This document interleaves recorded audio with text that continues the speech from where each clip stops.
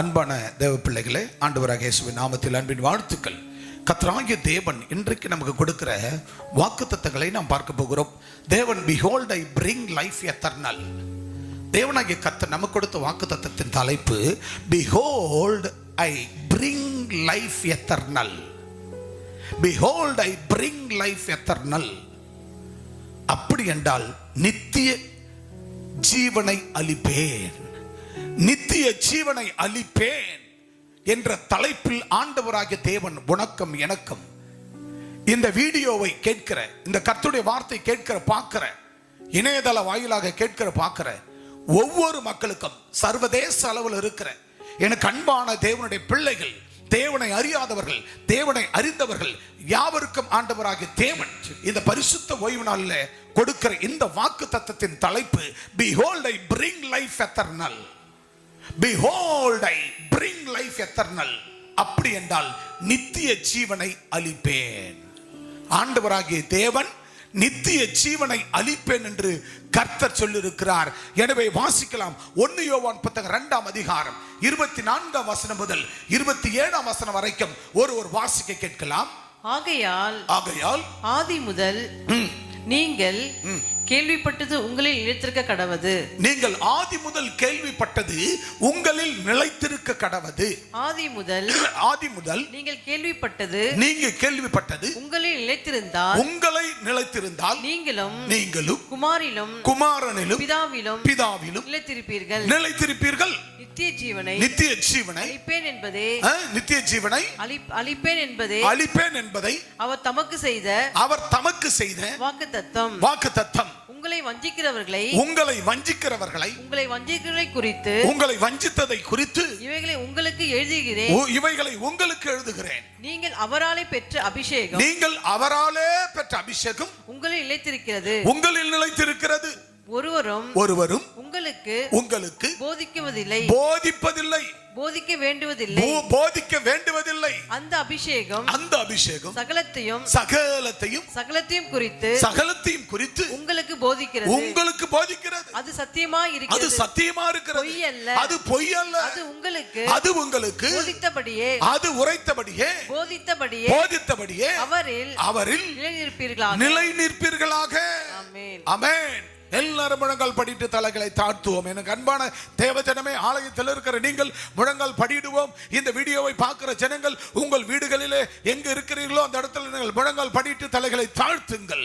அன்பின் பரலோக பிதாவே, ஆசீர்வதிக்கப்பட்ட இந்த நல்ல நாளுக்காய் ஸ்தோத்திரிக்கிறோம். நன்றி சொல்லுகிற தகப்பனே, ஒரு விசை கர்த்தராகிய தேவன் நீர் சொன்ன வாக்குத்தத்தம் நித்திய ஜீவனை அளிப்பேன் என்று 1 யோவான் 2ஆம் அதிகாரம் 24 முதல் 27 வரைக்கும் சொல்லி behold I bring life eternal, நித்திய ஜீவனை அளிப்பேன் என்று சொன்ன ஆண்டவர் இந்த வார்த்தையை தேவனாகிய கர்த்தர் உம்முடைய பிள்ளைகளுக்கு இணையதள வாயிலாக கேட்கிற பார்க்கிற ஒவ்வொரு மக்களுக்கும் என் தேவனாகிய கர்த்தர் நீர் பேசும் நாங்கள் கேட்கிறோம். இயேசு கிறிஸ்துவின் நாமத்தில் நல்ல பிதாவே, ஆமென், ஆமென்.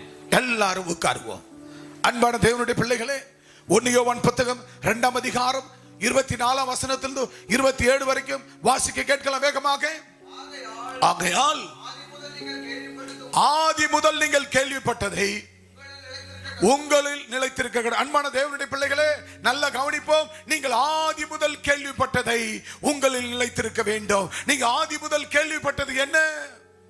என் அன்பு தேவ ஜனமே, நீங்கள் ஆதி முதல் கேள்விப்பட்டதை, அந்த கேள்விப்பட்டதில்லை நீங்கள் நிலைத்திருக்க வேண்டும். அன்பு தேவ பிள்ளையே, இந்த சபையில் இது 30வது ஆண்டு கல்வாரி கம்யூனிட்டி கத்தீட்ரல். இந்த 30வது ஆண்டு, இந்த 30 வருஷமாக நீங்கள் கேள்விப்பட்டவைகளிலே இந்த சபையில் நிலைத்திருக்க வேண்டும். ஒருவேளை ஒரு நபர் 25 வருடமாக நீங்கள் கேள்விப்பட்டிருக்கலாம், சபையில் வந்து கேட்டிருக்கலாம். ஒருவேளை 20 வருடமாக நீங்கள் சபைக்கு வந்திருக்கலாம். ஒருவேளை நீங்கள் 15 வருடமாக சபைக்கு வந்திருக்கலாம். ஒருவேளை 10 வருடமாய் சபைக்கு வந்திருக்கலாம். ஒருவேளை நீங்கள் 5 வருடமாய் சபைக்கு வந்திருக்கலாம். ஒருவேளை 2-3 வருடங்களாக வந்திருக்கலாம். ஒருவேளை 5 மாசங்களுக்கு முன்னர் வந்திருக்கலாம்.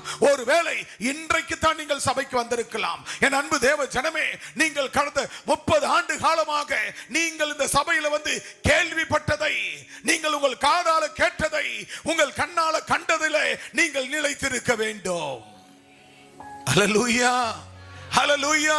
அன்பு தேவ பிள்ளையே, நீ 30 வருஷமா, 20 வருஷமா, 10 வருஷமா, 5 வருஷமா, 5 மாசமா, ஒருவேளை இன்றைக்கு நீங்கள் கேள்விப்பட்டதை, இன்னைக்கு புதுசா வந்தவர் முதற்கொண்டு நீங்கள் கேள்விப்பட்டதை, ஆண்டவரை குறித்து நாங்கள் உங்களுக்கு சொல்லி கொடுத்ததை, அதிலே நீங்கள் நிலைத்திருக்க வேண்டும். அதிலே நிலைத்திருக்க வேண்டும். துர் உபதேசங்களிலே நீங்கள் நிலைத்திருக்க கூடாது. சத்திய வசனம் ஒன்றுதான். அந்த சத்திய வசனத்தை அநேக கள்ள ஊழியர்கள், கள்ள போதகர்கள், கள்ள தீர்க்கதரிசிகள் கள்ள விதமாய் நல்ல சுவிசேஷத்தை, இந்த நல்ல விசேஷத்தை, இயேசு வந்த அந்த நோக்கத்தை வீடிலே வரையமாக்கி கொண்டிருக்கிறார்கள். அநேக கள்ள தீர்க்கதரிசிகள், அநேக கள்ள உபதேசிகள், அநேக கள்ள உபதேசத்தை செய்து கொண்டிருக்கிறார்கள். எனக்கு அன்பான தேவ ஜனமே, கல்வாரி கம்யூனிட்டி பேராலயத்திலே, இந்த ட்ரிபிள் சி சபையிலே 30 ஆண்டு காலமாய் உங்களுக்கு போதிக்கப்பட்ட வார்த்தை, அந்த வார்த்தையில் நீ நிலைத்திருக்க வேண்டும். ஆதி முதல் 30 ஆண்டு காலமாய் நீங்கள் கேள்விப்பட்டதை முதற்கொண்டு நீங்கள் நிலைத்திருந்தால், இதுல நீங்கள் நிலைத்திருந்தால், இந்த வார்த்தையில நிலைத்திருந்தால், நீங்கள் குமாரனில் குமாரன் யார்? ஆண்டவராகிய இயேசு கிறிஸ்து. அந்த இயேசு கிறிஸ்துவுக்குள் நீங்கள் சபையில நிலைத்திருந்தால், நீங்க கேள்விப்பட்டவையில் நிலைத்திருந்தால், இந்த சபையில நிலைத்திருந்தால், நீங்கள் குமாரனில் நிலைத்திருப்பீர்கள். அவர் யார் குமாரன்? அவர்தான் ஆண்டவராகிய இயேசு. உனக்காக பூமிக்கு வந்தவர், உனக்காக மரித்தவர், உனக்காக உயிர்த்தெழுந்தவர், பரமேறினார். பரமேறின ஆண்டவர் மீண்டும் வரப்போகிறார். அந்த ஆண்டவருக்காகத்தான் நீயும் நானும் காத்து கொண்டிருக்கிறோம். கிருபை கிருபை கிருபை. அந்த கிருபை எங்க வந்தது? ஆண்டவராகிய இயேசு கிறிஸ்து பூமிக்கு வந்தார். உன் பாவம் என் பாவத்துக்காக மரித்தார். மரித்தாரே, அதுதான் கிருபாதார பலி. கிருபா பலி. ஆடு மாடு கோழி கொக்கை பலி செலுத்த வேண்டாம். ஆண்டவராகிய இயேசுவே பூமிக்கு வந்து அவரே தண்டத்தான பலியானார். அந்த பலிக்கு பேர் தான் கிருபாதார பலி. அந்த கிருபாதார பலிதான் கிருபை. ஒவ்வொரு மனுஷனுடைய பாவங்களுக்காக, சாபங்களுக்காக ஆட்டு பலி, மாட்டு பலி, கோழி பலியை மனுஷன் பூமியில கொடுத்தார். இயேசுவானதை பார்த்து பரத்திலிருந்து மனஸ்தாபப்பட்டு பிதாவாகிய தேவன் குமாரனை பூமிக்கு அனுப்பினார். பிதாவின் சித்தம் செய்ய வந்தவர் இயேசு. இந்த பூமிக்கு வந்து அவர் சித்தத்தை நிறைவேற்றினார். அவரை கிருபாதார பலியாய் ஒரே ஒரு முறை மரித்தார். அந்த மரிப்பு தான் அந்த கிருபாதார பலி. அந்த கிருபா வரங்கள், அதுதான் கிருபை கிருபை கிருபை.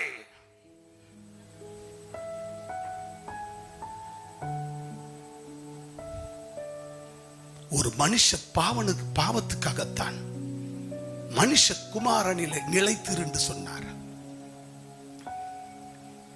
மனுஷனுடைய பாவங்களுக்காகத்தான், அவனுடைய சாபங்களுக்காகத்தான் அவர் பூமிக்கு வந்தார். அவர் பூமிக்கு வந்து மரித்தாரே கிருபாதார பலியா. பாவப்பட்ட மக்களே, இருளில் வாழுகிற மக்களே, உங்களுக்காகத்தான் நான் இந்த பூமிக்கு வந்தேன். இந்த பூமிக்கு வந்தேன். ஆடு மாடு கோழிகளை, மனுஷனை கொடந்த பலி, வாலிப பெண்கள், கண்ணி கடியாத பெண்கள் பலி, கண்ணி கடியாத வாலிபன பலி, கண்ணி கடியாதவர்களை பலி செலுத்துவது மனுஷ பலி, கோழி பலி, ஆடு பலி, மாடு பலி. இப்படிப்பட்ட பலிகளை செலுத்தி குருட்டாட்டம் உள்ள மக்களாய் இருக்கிறீர்களே என்று மனஸ்தாபப்பட்டு தான் தேவன் இயேசு பூமிக்கு வந்தார். அவர் உன் பாவத்துக்காக, என் பாவத்துக்காக, உலக மக்களுக்காக மரித்தார். அவர் மரித்தது இனி ஒருவனும் நீ ஆடு மாடு கோழி கொக்குகளை பலி செலுத்த வேண்டாம். என்னையன்றி உனக்கு வேறு தெய்வம் இல்லை. நானே பரிகாரி, நானே பரிகாரியாகிய கர்த்தர் ஆனபடினால உனக்காக நானே பரிகாரியாகிய பலியாகிறேன். அந்த பலிதான் கிருபாதார பலி. அந்த கிருபையில தான் இன்றைக்கும் நீங்களும் நானும் வாழுகிறோம். அந்த கிருபையில் நிலை நிற்கின்றோம். அந்த கிருபையில் இன்னைக்கு நிலை நின்று கொண்டிருக்கிறோம். அந்த கிருபை இல்லைன்னா என்னால வாழ முடியாது. அந்த கிருபை இல்லைன்னா என்னால நிற்க முடியாது. அந்த கிருபை இல்லைன்னா என்னால பிரசங்கம் பண்ண முடியாது. அந்த கிருபை இல்லைன்னா என் மூலமா பேய் ஓட்ட முடியாது. அந்த கிருபை இல்லைன்னா அந்த சூனிய மந்திரம் கட்ட அறுக்க முடியாது. அந்த கிருபை இல்லைன்னா செத்தவனை என்னால் உயிரோடு எழுப்ப முடியாது. அந்த கிருபை இல்லைன்னா முடவர்களை நடக்க செய்ய முடியாது. அந்த கிருபை இல்லைன்னா அதாவது அந்த குருடனை பார்க்க செய்ய முடியாது. அந்த கிருபை இல்லைன்னா முடவனை நடக்க செய்ய முடியாது. அந்த கிருபை இல்லைன்னா இந்த பூமியில என்னால வாழ முடியாது. ஒவ்வொருவருக்கு அதுதான் பிரியமானவர்களே. கிருபை. அவர் மரித்தாரே, உயிர்த்தாரே, தானா வந்து நமக்காக பலியானாரே, அதுக்கு பேர் தான் கிருபை. அதுக்கு பேர் தான் கிருபை. என் அன்பு தேவனுடைய பிள்ளைகளே, அவர் மரித்து உயிர்த்தெழுந்து பரமேறினார். அவர் மீண்டும் வரப்போகிறார். அவர் வரும் வரை இந்த கிருபை தான் நமக்கு பாதுகாப்பு. அல்லேலூயா. அந்த கிருபை தான் நம்மளை வழி நடத்தும். அந்த கிருபை தான் நீ கை நீட்டினா அற்புதம் நடக்கும். அந்த கிருபை தான் நீ கைகளை நீட்டி பேய போனா போகும். அந்த கிருபை தான் ஒருத்தரை பார்த்து கையை நீட்டி நீ ஆசீர்வாதம் இருப்பாய்ன்னு சொன்னா அவங்க ஆசீர்வதிக்கப்படுவார்கள். ஆக அந்த கிருபை இல்லைன்னா, அந்த கிருபை அவர் வருமளவும், இரண்டாம் வருகளை பூமிக்கு வருமளவும், ஏசப்ப அந்த பூமிக்கு வருமளவும் நமக்கு அந்த கிருபை தான் நம்மளை பாதுகாக்கும். அந்த கிருபை தான் நம்மளை வாழ வைக்கும். அந்த கிருபை தான் நமக்கு சுத்திகரிப்பு. அந்த கிருபையினால தான் நம்மளால நிலை நிற்க முடியும். அல்லேலூயா. அந்த கிருபை இல்லைன்னா வாழ முடியாது. அப்ப கிருபை இல்லைன்னா வாழ முடியாது. அப்ப அவர் வரும் வரை அந்த கிருபையில் நம்ம இருப்போம். அதுக்கப்புறம் என்ன நடக்க போகிறது? ஏசப்பா வந்துட்டா நமக்கு கிருபை இல்லை. அவர் இல்லாததுனால தான் கிருபை நம்ம கொடுத்துட்டு போயிருக்கிறார். அவர் கிருபையின் தயவு, அந்த தயவுல நாம் நிலை நிற்கிறோம். அந்த கிருபையில் நிலை நிற்கிறோம். அப்ப அவர் வந்துட்டார்னா, அவர் வரும்பொழுது நம்ம இருந்தோம் என்று சொன்னால் நிச்சயமாய் அவரோடு கூட 1000 வருட அரசாட்சியில பூமியில வைத்துக் கொள்ளுவார். அல்லேலூயா.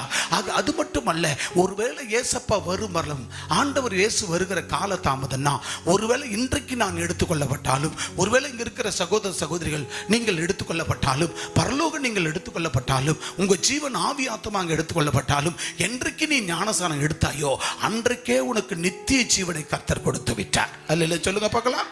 அன்றைக்கே ஞானஸ்நானம் எடுத்த அன்றைக்கே உங்களுக்கு நித்திய ஜீவனை ஆண்டவர் கொடுத்து விட்டார். அந்த நித்திய ஜீவன்ல வாழ்கிற உங்களை தான் என்னை போல தீர்க்கதரிசிகளும் மோசேக்களும் இங்கே பூமியில ஆண்டவர் உருவாக்கி இந்த ஜனங்களை நான் கொடுத்த நித்திய ஜீவனுக்குள்ள நீ கொண்டு வந்து விட்டாய். அவங்க பாவத்தை பிணியை எல்லாவற்றையும் நீ போக்கி விட்டாய். நீ ஜெபம் பண்ணினாய், நான் அந்த சுகத்தை அவர்களுக்கு கொடுத்தேன். அவர்களை நீ ஜெபித்தாய், நான் அற்புதம் செய்தேன். உன் மூலமா அந்த காரியங்களை செய்தேன். அவர்களுக்கு எல்லாருக்கும் எல்லா ஆசீர்வாதங்களும் கொடுத்திருக்கிறேன். ஆனபடினால ஒருவேளை ஆண்டவர் வருமளவும், ஆண்டவர் வர்றதுக்கு காலதாமதம் ஆகுமானால், அதுக்கு முன்னாடி ஒருவேளை நம்ம மரிப்போமானால், இந்த பூமியில நித்திய ஜீவனில் இருக்கிற நாம் என்றைக்கு ஞானஸ்நானம் எடுத்தோமோ அன்றைக்கே நாம் நித்திய ஜீவனை பெற்றுக்கொண்டோம். அந்த நித்திய ஜீவனை பெற்றுக்கொண்டு நாம் பரலோகம் போகணும். அந்த பரலோக நித்திய வீட்டுக்கு போவதற்கு இங்க அந்த நித்திய ஜீவனுக்குள்ள நம்ம வந்து விட்டோம். நித்திய ஜீவனில் வாழ்கிற நாம் அதற்காகத்தான் வேதம் சொல்லுகிறது, நீங்கள் களவு செய்யாதிருங்கள், நீங்கள் சூனியம் வைக்காதிருங்கள், மந்திரம் வைக்காதிருங்கள், மந்திரத்தை நம்பாதிருங்கள், சூனியங்களை நம்பாதிருங்கள், ராவுகாலம் பார்க்காதிருங்கள், யமகண்டம் பார்க்காதிருங்கள், 4 நட்சத்திரம் பார்க்காதிருங்கள், நீங்கள் அதாவது பேய்களை பிடித்தவர்களோடு போகாதிருங்கள், அந்த இந்துக்களாக விக்கிரகாரம் இருக்கிற அவங்களோடு சேராதிருங்கள், அதாவது இந்த காரியம், அதாவது கர்ம காரியங்கள் பண்ணுவார்கள், தலை கட்டுவார்கள், அப்படிப்பட்ட காரியத்தை செய்யாதிருங்கள். இன்னும் இந்த பூமியில நீங்கள் பொய் சொல்லாதிருங்கள், திருடாதிருங்கள், புருஷனுக்கு துரோகம் பண்ணாதிருங்கள், மனைவிக்கு துரோகம் பண்ணாதிருங்கள், மற்றவர்களுக்கு துரோகம் பண்ணாதிருங்கள், ஆண்டவருக்கு விரோதமாக எழும்பாதிருங்கள், களவு செய்யாதிருங்கள், விபச்சாரம் பண்ணாதிருங்கள், பொய் சாட்சி சொல்லாதிருங்கள், நீங்கள் குடிக்காமல் இருங்கள், பீடி சிகரெட் பிடிக்காமல் இருங்கள். இப்படி எல்லாம் நீங்கள் பரிசுத்தமாக, ஏனென்றால் உங்களுக்கு நித்திய ஜீவனை ஆண்டவராகிய தேவன் அவருடைய மாம்சத்தாலும் அவருடைய ரத்தத்தாலும் உங்களுக்கு கழுவி விட்டார். கழுவின தேவனுக்குள்ள வாழுகிற நீங்கள் இந்த பூமியில நித்திய ஜீவன்ல நீங்கள் பரிசுத்தமா வாழ்ந்தால் அந்த பரலோக நித்திய ஜீவனுக்கு, அந்த பரலோக தாய் வீட்டுக்கு போகும்போது நீங்கள் பரிசுத்தமாய் ஆவி ஆத்துமாவோடு, கர்த்தர் வருகை கொஞ்சம் தாமதமாகுமானால், இரண்டாம் வருகை தாமதமாகுமானால், அந்த பரலோகத்துக்கு நீங்கள் போய் அந்த நித்திய வீட்டிலே, அந்த பரலோக சிங்காசனத்திலே, அந்த பரலோக சிங்காசனத்திலே, சர்வசங்கமாய் வீட்டிலே, அந்த நித்திய வீட்டிலே உனக்கென்று வைக்கப்பட்ட அந்த நித்திய அரண்மனையிலே நீங்கள் போய் சேர்வீர்கள். அதுக்குத்தான் நித்தியத்தை பெற்ற நீங்கள், நித்திய ஜீவனுக்குள்ள வந்த நீங்கள் இந்த பூமியில பரிசுத்தமாக நீங்கள் வாழ வேண்டும் என்று சொல்வது. அல்லேலூயா, அல்லேலூயா, அல்லேலூயா, அல்லேலூயா. இப்ப அந்த வசனத்தை வாசிங்க. அதுக்கு அடுத்த வசனம், நித்திய ஜீவனை அளிப்பேன் என்பது அவர் நமக்கு செய்த வாக்குத்தத்தம். அன்பான தேவ பிள்ளையே, நான் வாலிபனா இருக்கும் போது ஆண்டவரை ஏற்றுக்கொண்டு பேச்சுலரனா இருக்கும் போது கர்த்தராகிய தேவன் இந்த ஊழியத்தை என் கையில கொடுத்து என்னோடு கூட பேசினார். ஆண்டவர் பேசினார். 2 தேவ மனிதர்கள் மூலமாக என்னோடு கூட பேசினார். சாது செல்லப்பா இருந்து சமீபத்தில் ஒரு 2 ஆண்டுகளுக்கு முன்பாக அவர் மரித்து போனார். பியூர் ஐயங்கார், பியூர் ஐயங்கார்ல திருச்சி மாவட்டத்தில், திருச்சியில பிறந்தவர். அந்த பொன்மலை என்று சொல்வார்கள். அந்த பெரிய கோயில்களிலே அவங்க குடும்பமே புரோகிதம் பாடுகிறவர்கள். அப்படிப்பட்ட குடும்பத்தில் பிறந்தவர். அந்த பகவத்கீதை பொய், குர்ஆன் பொய், பைபிள் மெய் என்று தெரிந்து கொண்டு போயிட்டு அந்த குளத்துல பூநூலை கழட்டி போட்டு தலைமுழிட்டு இந்த பைபிளை எடுத்துக்கொண்டு சென்னைக்கு வந்தவர். அப்படிப்பட்ட ஒரு உன்னதமான தேவ மனுஷன். அப்படிப்பட்ட தேவ மனுஷன் மூலமாக பாண்டிச்சேரியில 3 நாள் கூட்டத்தில் அவர் மூலமாய் கர்த்தர் என்னோடு கூட பேசினார். வேர் பிரித்தார். வேர் பிரித்து என்னோடு கூட பேசினார். அப்ப என்ன சொன்னார்? நித்திய ஜீவனை அளிப்பேன், நித்திய ஜீவனை அளிப்பேன், நீ போ, புறப்பட்டு போ என்று சொன்னார். நான் உனக்கு நித்திய ஜீவனை அளிப்பேன் என்றார். அப்ப அந்த வாக்குத்தத்தத்தை கொடுத்து அதுக்கு அடுத்த வாக்குத்தத்தத்தை வாசிங்க. உங்களை வஞ்சிக்கிறவங்களை குறித்து நீ போப்பா, நான் உன்னை அனுப்புறேன் அப்படின்னாரு. அப்ப நான் என்ன பண்ணேன், அந்த மனுஷன் மூலமா இன்னொரு தேவ மனுஷன் மூலம் பாலசுந்தரம் சொல்லிட்டு அவரோட மூலமா பேசினார். நான் எங்க பாஸ்டர் கிட்ட நான் சொன்னேன், பாஸ்டர் ஐயா, இந்த மாதிரி இந்த தேவ மனிதர்கள் மூலமா என்னோடு கூட பேசுகிறார், நீ ஊழியத்துக்கு கர்த்தர் அழைத்திருக்கிறார், உன்னை போக சொல்றாருன்னு சொல்லும் போது நான் பாஸ்டர் சொன்ன உடனே அப்பா அவர் சொன்னார், பாஸ்டர் அதாவது அவங்க கூடலாம் ஆண்டவர் பேசினார், ரைட் தான். அதே நேரத்தில் உங்க கூட உன்னை அழைக்கிறவர் ஆண்டவர் உன்னோடு பேசுவார். அன்பு சகோதரன் சொல்லுவார், ராஜன் ராஜன் சொல்லுவார். ராஜன், உங்களோடு கூட ஆண்டவர் பேசுவார். ராஜன், நீங்கள் வெயிட் பண்ணுங்க, நீங்க ஜெபம் பண்ணுங்க, அப்பா காலிங் கொடுப்பார். அவங்க மூலமா, ஊழியக்காரர் மூலமா ஆண்டவர் காலிங் கொடுத்தார். இப்போ உங்க மூலமா உங்களை கூட அவர் பேசணும். ஆண்டவர் அந்த இயேசு அழைக்கிறார், ஜீசஸ் காலிங். ஆண்டவர் உங்களுக்கு காலிங் கொடுப்பார். நீங்கள் வெயிட் பண்ணுங்கள், ஜெபியுங்கள், இன்னும் என்னெல்லாம் விட முடியுமோ பரிசுத்தமா இருங்கள், உன் குடும்பத்தார் பரிசுத்தமாக பார்த்துக் கொள்ளுங்கள், உங்க குடும்பத்தை, உங்க அப்பா அம்மா அண்ணன் தம்பி அக்கா தங்கச்சிகளை ரட்சிப்புக்குள்ள நடத்துங்கள், அவர்களெல்லாம் பரிசுத்தத்தில் நடத்துங்கள். உங்களுக்குள்ள இருக்க விக்கிரக ஆராதனை உன் வீட்டில் உங்க அம்மா அப்பா யாருக்கும் இருக்கக்கூடாது. இதெல்லாம் நீங்க டெலீட் பண்ணுங்க. இதெல்லாம் பண்ணிட்டு பியூரா நீங்க எதுவுமே இல்லாத அர்ப்பணிங்களை ஆண்டவர் உங்களோடு பேசுவார் என்று சொன்னார். அப்ப ஆண்டவர் என்னோடு கூட பேசினார். அப்பதான் இந்த வாக்குத்தத்தங்களை கொடுத்தார். அப்ப சொன்னார், நான் நித்திய ஜீவனை அளிப்பேன், இந்த நித்திய ஜீவனை உனக்கு கொடுப்பேன். இந்த உன்னத ஊழியத்தின் பாதையில உனக்கு விரோதமாக ஒருவன் எழும்பது இல்லை, உனக்கு ஒருத்தன் வந்து புத்தி சொல்வது இல்லை, ஒருவன் வந்து உனக்கு இது பொய் இது மெய் என்று உனக்கு ஒருவனை போதிக்க முடியாது. உனக்கு போதிக்க நான் விட மாட்டேன், உனக்கு நான் நித்திய ஜீவனை அளிப்பேன் என்று சொன்னார். நித்திய ஜீவனை உனக்கு ரட்சிப்புகள் நடந்த போதே, ஞானஸ்நானம் கொடுத்த போது உனக்கு நான் கொடுத்துட்டேன். ஆனாலும் உன் மூலமாக அழிந்து கொண்டிருக்கிற ஆத்துமாக்களுக்கு நான் நித்திய ஜீவனை கொடுக்க போகிறேன், நீ புறப்பட்டு போ என்றார். அல்லேலூயா, அல்லேலூயா. அப்ப ஆண்டவர் இந்த 24 இருந்து 27 வரைக்கும் ஆண்டவர் என்னோடு கூட பேசினார். வாசிங்க. அது உங்களை வஞ்சிக்கிறவர்களை குறித்து இவைகளை உங்களுக்கு எழுதியிருக்கிறேன். நீங்கள் அவரால் பெற்ற அபிஷேகம். உங்களை வஞ்சிக்க பார்ப்பார்கள். அல்லேலூயா சொல்லுங்க பார்க்கலாம். நீ உன்னத ஊழியத்தில் போகும்போது உன்னை வஞ்சிக்க பார்ப்பார்கள். ஆனா நான் ஆதி முதல் உனக்கு கொடுக்கப்பட்ட அபிஷேகம் ஆதி முதல் உனக்கு கொடுக்கப்பட்ட அபிஷேகம் உங்களில் நிலைத்திருக்கிறது. ஹல்லேலூயா. அப்ப உன்னை வஞ்சிக்கலான்னு பார்ப்பான் சாத்தான். மனுஷன் மூலமா வருவான் வஞ்சிக்கலான்னு. இந்த உன்னத ஊழியத்தின் பாதையில மனுஷன் மூலமா வருவான். ஏன்? கள்ள உபதேசிகள், கள்ள ஊழியக்காரர்கள் மூலமாக உன்னை வஞ்சிக்கலான்னு வகை தேடி வருவார்கள். நீ செய்யற ஊழியத்தை வந்து கலகடிக்க பார்ப்பார்கள். அப்படிதான் பனையூர்ல ஆண்டவர் பேசப்பட்டு பனையூர் பெரிய குப்பத்துல போய் நின்ன 30 ஆண்டுகள் 29 ஆண்டுகளுக்கு முன்பாக பனையூர் பெரிய குப்பத்தில் நான் போய் நேரம் அந்த 3 நாள் உபவாசம் போட்டு பாஸ்டர் சொன்னேன். ஆண்டவர் என்னோடு பேசின பின்பு அதுக்கப்புறம் சொன்ன பாஸ்டர் ஜெபம் அனுப்பினார். 3 நாள் அண்ணன் தண்ணி புசியாம கடந்தேன். இரவும் பகலும் ஆலயத்துல பாடலும் ஆராதனையும் வார்த்தையுமாக ஆலயத்துல 3 நாள் ஆலயத்துல எல்லாத்துல கலந்து கொண்டேன். என் கையெல்லாம் ரத்தம், கையை தட்டி தட்டி தோலெல்லாம் கிழிச்சுக்கிச்சு. வேற இது உள்ளெல்லாம் கையெல்லாம் கிழிச்சு கொண்டு ரத்தமா ஊத்தம். நான் ஒயிட் அண்ட் ஒயிட்ல தான் நம்ம பேண்ட், ஒவ்வொரு நாளும் பேண்ட் சட்டை நான் சர்ச்சுக்கு போகும்போது ஒயிட் அண்ட் ஒயிட்ல தான் போவேன். அந்த வெள்ளையில தான் போவேன். பார்த்தீங்கன்னா ரத்தம் பீரிட்டு தட்டி தட்டி 3 நாளா இரவும் பகலும் ஆராதனை, இரவும் பகலும் ஆராதனை, 72 மணி நேரம் இரவும் பகல் ஆராதனை, வார்த்தை, துதி, இப்படியே அண்ணன் தண்ணி புசியாம 3 பகல் 3 இரவு போய் கொண்டு இருக்கிறது. கர்த்தர் பேசினார். ரத்தம் பீரிட்டு சட்டை பேண்ட் எல்லாம் ரத்தம். 3 நாளா துணி மாத்தத்து மட்டும்தான், அண்ணன் தண்ணி புசிப்பது கிடையாது. அப்படி இருந்து ஆண்டவர் பேசி காலிங் கொடுத்து கர்த்தர் தரிசனமாய் பேசினார். அந்த தரிசனங்களை காண்பித்தார். ஆண்டவராகிய தேவன் ஒரு ஆறு மாதிரி இருக்கிறது. அந்த ஆத்து ஓரத்துல என்னை அப்படி கைப்பிடித்து கொண்டு போகிறார். ஒரு இடத்துல கொண்டு போயிட்டு ஒரு சிங்காசனம் மாதிரி ஒரு சேர் இருக்கிறது. தேவ தூதன் என்னை கைப்பிடித்து கொண்டு போகிறான். அந்த ஆற்று பக்கத்துல அப்படியே பூவெல்லாம் அதுல மிதந்து கொண்டிருக்கிறது.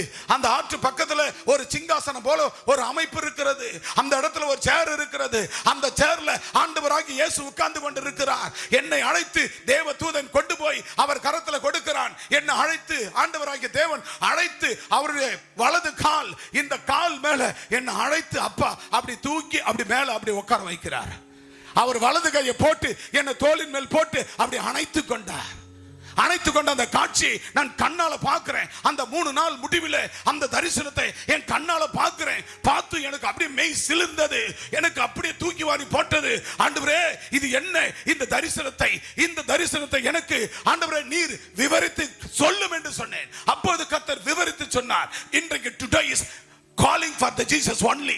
ஆண்டவராகிய தேவன் மட்டும்தான் அழைக்க முடியும். அவர் ஜீவனுள்ள தேவன். அந்த நித்திய ஜீவனை அழிந்து கொண்டிருக்கிற மக்களுக்கு நித்திய ஜீவனை கொடுக்க வேண்டும் என்று அன்றைக்கு கால் ஊழியக்காரர் மூலமாக கொடுத்தார். என்னோடு கூடவும் பேசினார். என் ஊழியக்காரர் நான் சொன்னேன். 2 ஊழியக்காரர் பேசி இருக்கிறார். இன்றைக்கு அப்படி என்று சொல்லும்போது நீங்கள் காத்திருங்கள், கர்த்தர் உங்களோடு பேசுவார் என்று சொன்னால் அண்ணன் தண்ணி புசியாம தோறு தண்ணி இல்லாம ஆண்டவரை 72 பேர் ஆராதித்த வேளையில கர்த்தராகிய தேவன் அந்த தரிசனத்தை காண்பித்தார். அன்றைக்கு நான் ஜெபித்துக் கொண்டு அந்த சாயங்காலம் அந்த ஆராதனை முடிந்தது. அப்போது ஜெபித்துக் கொண்டு என்னுடைய ஊழியக்காரர்கிட்ட சொல்லும்போது அவர் சொன்னார், இன்றைக்கு உங்களை கர்த்தர் ஊழியத்துக்கு அனுப்புகிறார். உங்களுக்கு ஆண்டவர் எந்த திசையை காண்பித்தார் என்றார். அப்பவே ஆண்டவர் காண்பித்தார். அப்போ நான் சொன்னேன், எங்க ஊர்ல பனையூர் குப்பம் என்று மீனவ கிராமம் இருக்கிறது. அந்த மீனவ கிராமத்தை எனக்கு கர்த்தர் காண்பிக்கிறார் என்று சொன்னேன். அந்த மீனவ கிராமத்தை காண்பித்தார் என்று சொன்னேன். உடனடியாக நீங்கள் புறப்பட்டு போங்கள் என்றால் நேரா வீட்டுக்கு வந்தேன். எங்க அப்பா அம்மா ரட்சிக்கப்படாதவர்கள், அவர்களிடத்தில் சொன்னேன். சொல்லிவிட்டு உடனே ஒரு சைக்கிள் எடுத்துக்கொண்டு நேராக அந்த ஊருக்குள்ள போனேன். அந்த ஊருக்குள்ள போன போது அங்க இருக்கிற மக்கள் கிட்டத்தட்ட ஒரு 50-60 பேர் வந்து, அதாவது இரவு ஒரு 6:30-7 மணி இருக்கும். அந்த இருட்டு ஜனங்கள் அப்படியே வந்து உட்கார்ந்தார்கள். அப்பெல்லாம் மேடு மேடா இருக்கும். இப்பெல்லாம் அந்த இடங்கள்லாம் வீடாகி விட்டது. அந்த மேட்டு மேல போய் நின்றேன். எல்லா ஜனங்களும் அப்படி பரவலாக வந்து அமர்ந்தார்கள். ரட்சிக்கப்பட்ட அப்ப ஒரு குடும்பங்கள் ஒருத்தர் வெளியில போவார்கள். ரட்சிக்கப்படாத ஜனங்கள் எல்லாரும் வந்து உட்கார்ந்தார்கள். அந்த இடத்துல முதலாவது கர்த்தர் என்னோடு கூட அந்த முதல் ஊழியத்தை தொடங்கினார். இது எனக்கான வார்த்தை.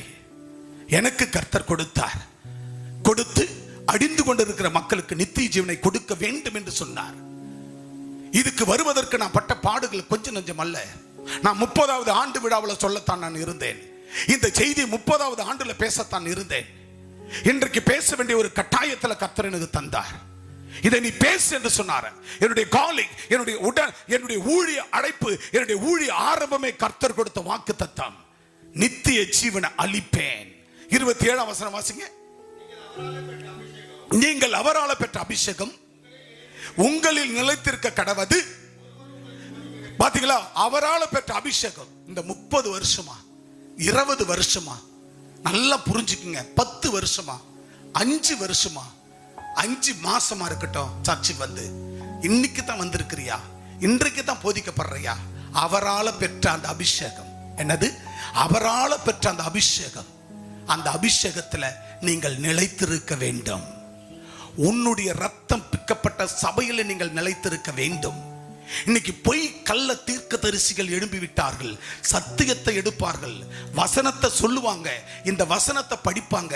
அப்படியே இந்த வசனத்தை இயேசு பிறக்கவில்லை, இயேசு மரியாள் பிறக்கவில்லை, இயேசு பூமிக்கு வரவில்லை என்று சொல்லுவார்கள், இயேசு பூமியில பிறக்கவில்லை என்று சொல்லுவார்கள். இயேசுவுக்கு ஒரு பிறந்த நாள் கிடையாது. இயேசு பூமியில மரிக்கவில்லை, இயேசு உயிர்த்தெழவில்லை, இயேசு உயிர்த்தெழவில்லை. கிறிஸ்துமஸ் கிடையாது, ஈஸ்டர் கிடையாது, புனித வெள்ளி கிடையாது. பைபிள்ல எங்கே உபவாசம் இருக்கிறது? உபவாசம் 40 நாள் உபவாசம் எங்க இருக்கிறது? பைபிள்ல உபவாசம் எதனா ஆண்டவர் சொன்னாரா? உபவாசம் இருக்கிறதா என்று உங்களை கேட்பார்கள். என் அன்பு சகோதர சகோதரியே, உபவாசம் உபவாசம். இயேசுவானவர் வனாந்தரத்துல 40 நாள் உபவாசம் இருந்தார். 1-2 இல்ல, 40 நாள் ஆண்டவராகிய தேவன் பிறந்ததும் உண்மை, அவர் அதிசயங்களை செய்ததும் உண்மை, அவர் இந்த பூமியிலே 33 வருடங்கள் வாழ்ந்தது உண்மை, அவர் சொன்னபடியே மரித்தது உண்மை, அவர் சொன்னபடியே மரித்தது உண்மை, கிருபாதார பலியாக அவர் உயிர் தெழுந்தது உண்மை, அவர் மீண்டும் வரப்போகிறார் என்பது உண்மை. அவர் இயேசு 40 நாள் உபவாசம் இருந்தார் உண்மை. மோசே 2 முறை 40 நாள் உபவாசம் இருந்தது உண்மை. தானியேல் 21 நாள் உபவாசம் இருந்தது உண்மை. தாவீது 7 நாள் உபவாசம் இருந்தது உண்மை. எஸ்தர் ராசாத்தி அண்ணன் தண்ணி புசியாமல் 3 நாள் உபவாசம் இருந்தது உண்மை. இந்த மாதிரி வேதத்திலிருந்து அநேகம் அடுக்கிக் கொண்டே போகலாம். இன்றைக்கு இயேசுவை பிறக்கவில்லை, இயேசுவை பிறக்கவில்லை, கிறிஸ்துமஸ் கிடையாது, இப்ப நான் சொல்லி வந்த ஒன்றுமே கிடையாது என்று இன்னைக்கு கள்ள உபதேசிகள், கள்ள போதகர்கள் ஆட்டுத்தோலை போத்துக்கொண்டு ஓநாயின் குணாதிசயத்தோடு இன்றைக்கு ரட்சிக்கப்பட்ட ஜனங்களை கவ்வி, அதாவது ஓநாய் என்ன செய்யும்?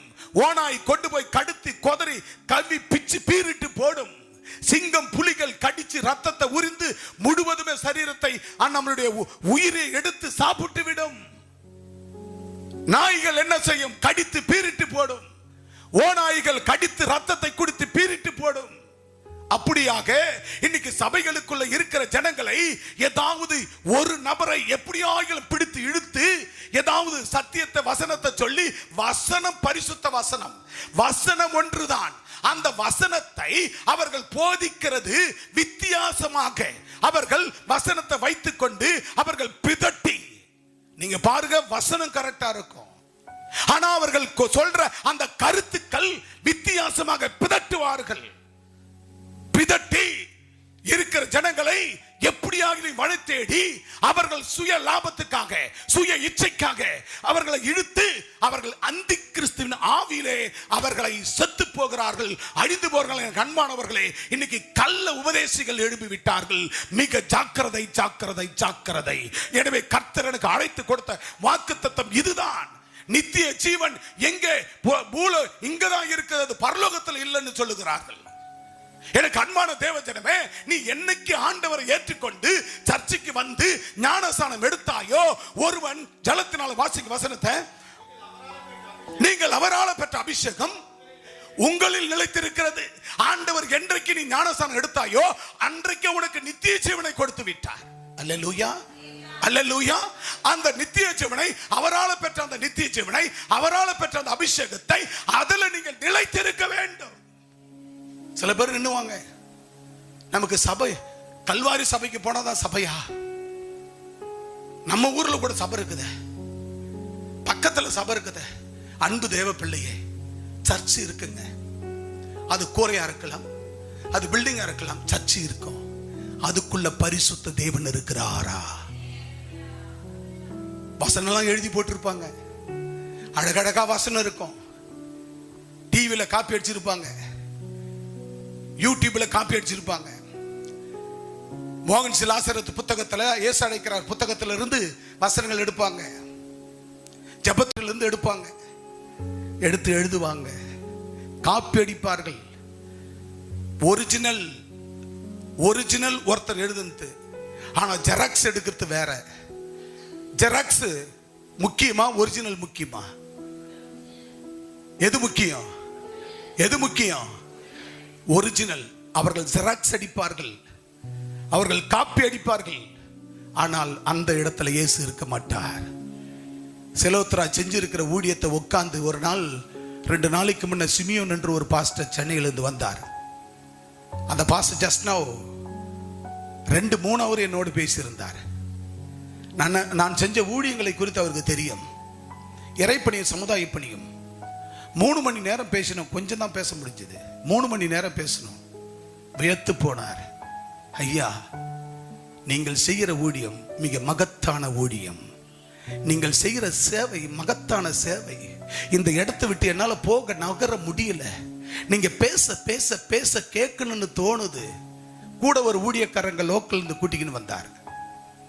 அந்த ஊழியக்காரர் அன்னைக்கு தான் என்ன வந்து பார்க்கிறார்.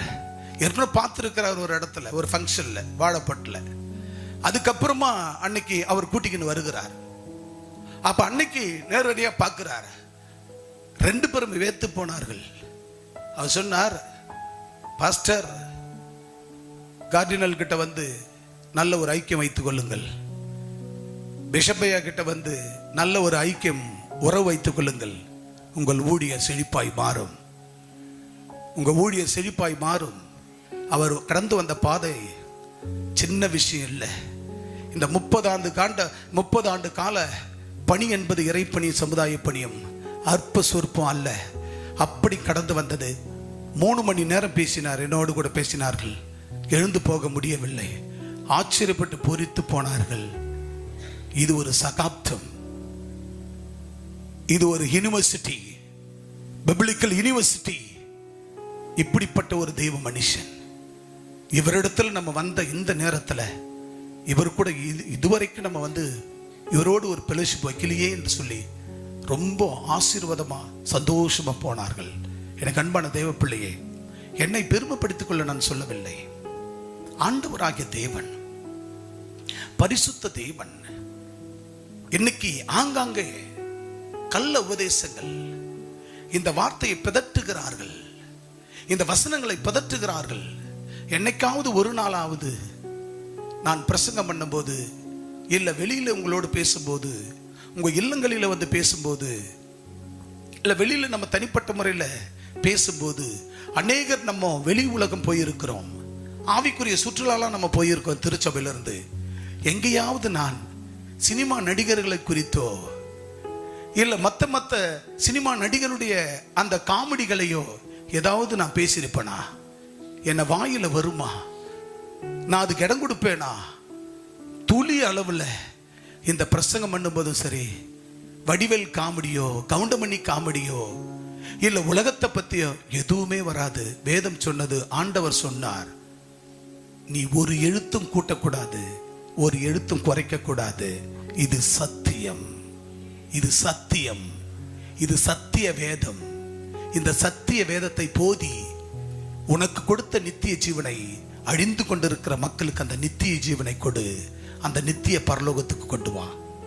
அல்லேலூயா, அல்லேலூயா, அல்லேலூயா. எனக்கு அன்பு தேவனுடைய பிள்ளைகளே, அந்த கடைசி அந்த 27ஆம் வசனம் சொல்லுவது வாசிக்கலாம்.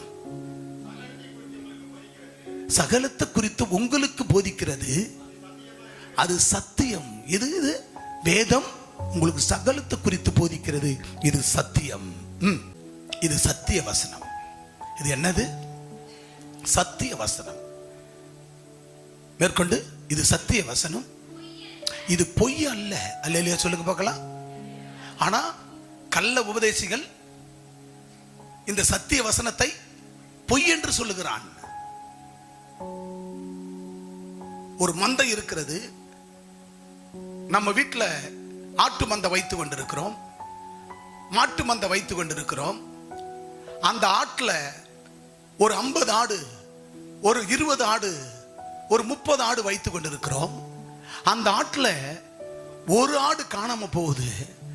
அந்த ஆட்டை திருடுறவன் எப்படிப்பட்டவனா இருப்பான்? அந்த ஆட்டை ஒரு ஆட்டை திருடுறவன் எப்படிப்பட்டவனா இருப்பான்? சொல்லுங்க, அவன் யாரு? சத்தமா சொல்லுங்க.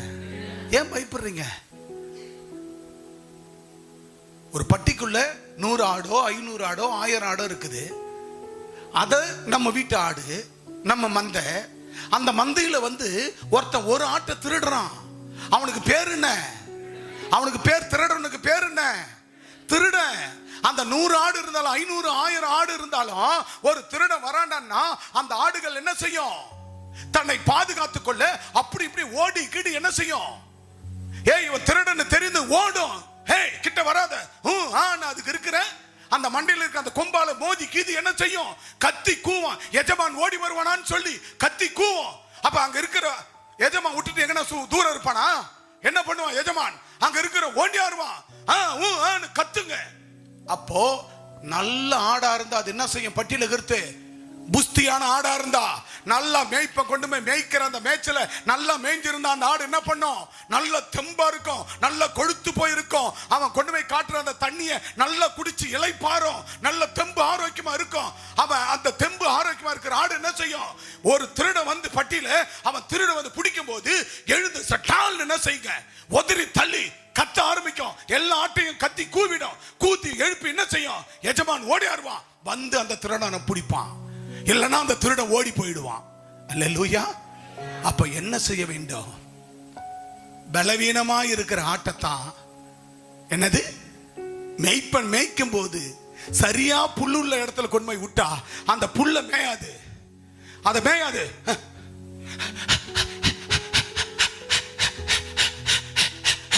அங்க இங்க ஓடி நடக்குது பாரு.